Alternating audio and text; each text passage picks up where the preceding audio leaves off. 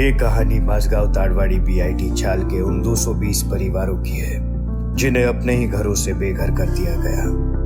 बेघर का पहला हिस्सा उन टूटे हुए सपनों का दस्तावेज था, जहां बुलडोजर सिर्फ दीवारें नहीं गिरा रहे थे बल्कि रिश्ते, यादें और जिंदगी भी रौंद रहे थे। वो दिन जब एक झूठे वादे ने सब कुछ बदल दिया। राजनीतिकों की चमकदार तकरीरें, बिल्डरों की चिकनी चुपड़ी बातें और बेबस चेहरों पर बहते आंसू। फिर इन परिवारों को शहर के कोने में 15 किलोमीटर दूर माहौल के एक अस्थायी ट्रांजिट कैंप में भेज दिया गया, जहां रहना जीने से ज्यादा बस सहने जैसा है। और अब बेघर का दूसरा हिस्सा, जो दिखाएगा उनकी असली जद्दोजहद, जिंदगी की वो लड़ाई जो आज भी जारी है।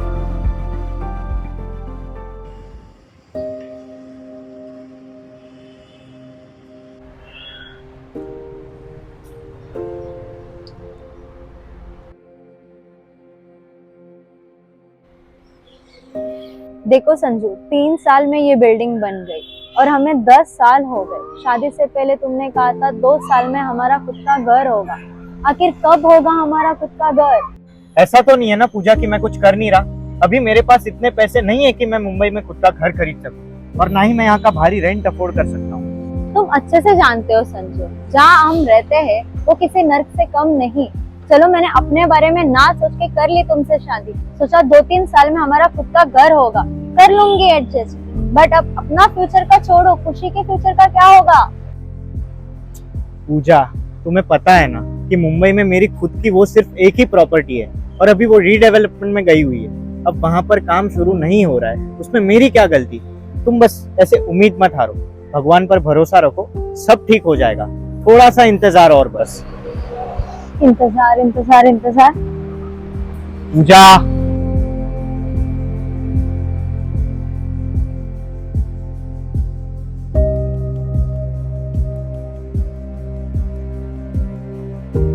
रोशनी से जगमगाते इस शहर की चकाचौंध के पीछे एक अंधेरा कोना छिपा है, जहां जिंदगी हर दिन अपने अस्तित्व की लड़ाई लड़ती है।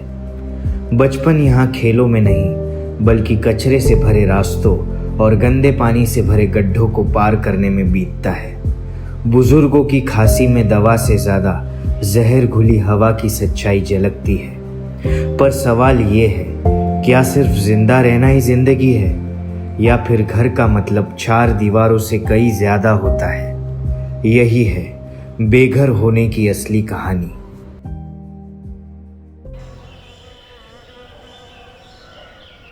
पापा पापा जल्दी चलो, बस छूट जाएगी। दूसरी सीधे 1 घंटे बाद है, स्कूल में लेट हो जाएगा। हाँ सॉरी चलो।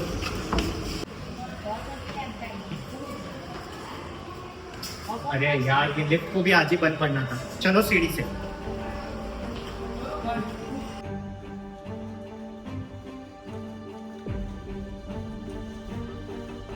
यही है हमारी रोज की कहानी। सबसे पहले बस का इंतजार करो, फिर 1 घंटे तक बस में सफर करो। आजकल बस के बढ़ते किराए और महंगाई ने तो हाल और भी मुश्किल कर दिया है। अगर यहाँ से कहीं जाना हो तो जेब में कम से कम 200-300 रुपए तो होने ही चाहिए। क्या करें, सब कुछ यहाँ से बहुत दूर है। रेलवे स्टेशन, अच्छा हॉस्पिटल, हमारा ऑफिस और यहाँ तक कि बच्चों का स्कूल भी वही है जहाँ हम पहले रहा करते थे। जिंदगी अब पहले जैसी आसान नहीं रही, बल्कि ये वो मुश्किल सफ़र बन गई है जो कभी थमता ही नहीं।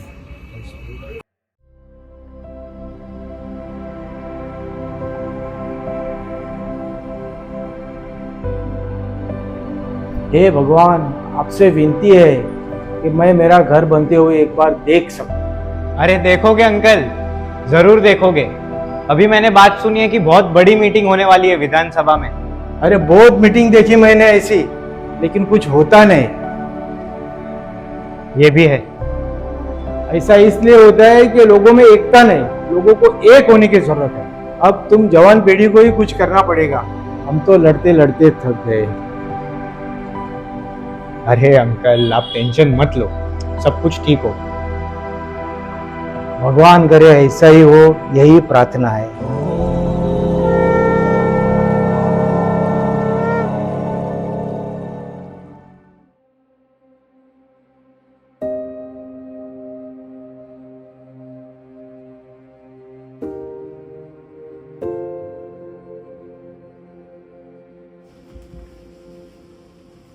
मम्मी डैडी,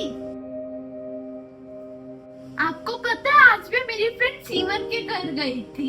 अच्छा, हाँ, उसने अपना रूम है ना बारबी थीम से सजाया था। जब हमें हमारा नया घर मिलेगा तब मैं भी अपना रूम ऐसे ही सजाऊंगी। ठीक है बेटा, सजाना। अभी बाहर जाके खेलो। संजू, हम कब तक खुशी को सपने दिखाते रहेंगे? उसकी छोटी सी ख्वाहिश भी अब अपने घर के बिना अधूरी लगती है।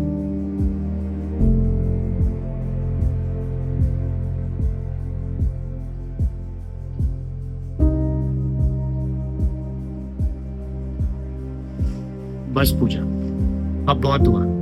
तुम सही कहती थी। अब हमारे भविष्य का फैसला सरकार नहीं करेगी, हमें ही कुछ करना होगा। मैं जाता हूँ कल नेता के ऑफिस और बात करता हूँ उससे। तुम अकेले जाओगे? हाँ, कोई आए या ना आए, लेकिन मैं अपनी तरफ से पूरी कोशिश करूंगा।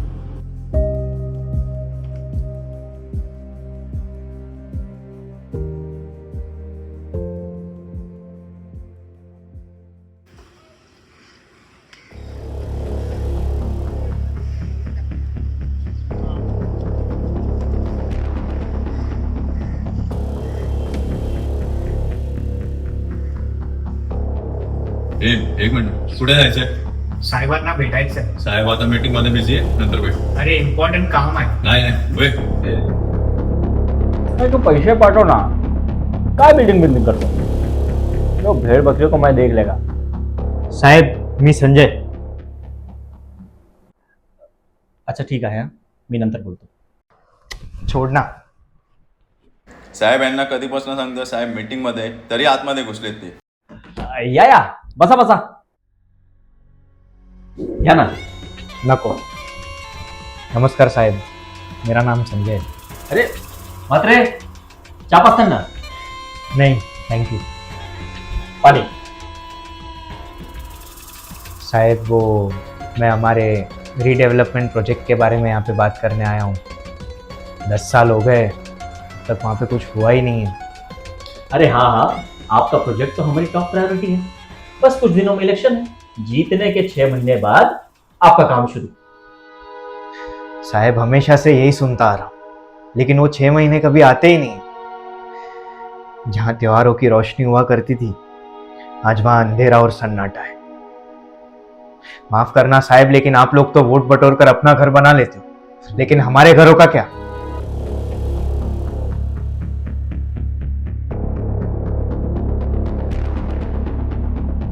देखो संजय, जैसा तुम्हें लगता है कि सब कुछ इतना आसान नहीं है. बहुत सारी चीजें और सब मेरे हाथ में भी नहीं है, लेकिन मैं पूरी कोशिश करूंगा. बस एक बार इलेक्शन जीत जाए.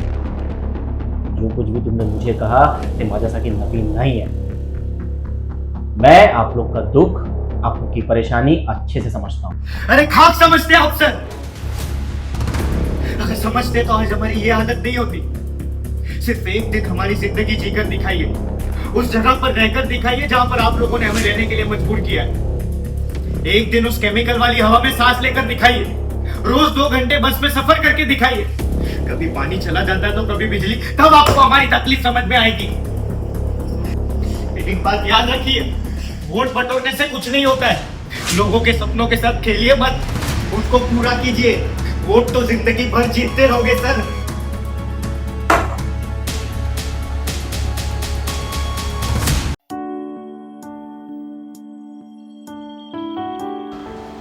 चल आना मत इधर दोबारा.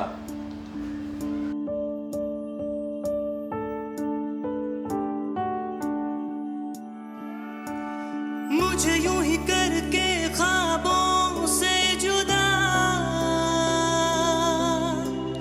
जाने कहाँ छुप के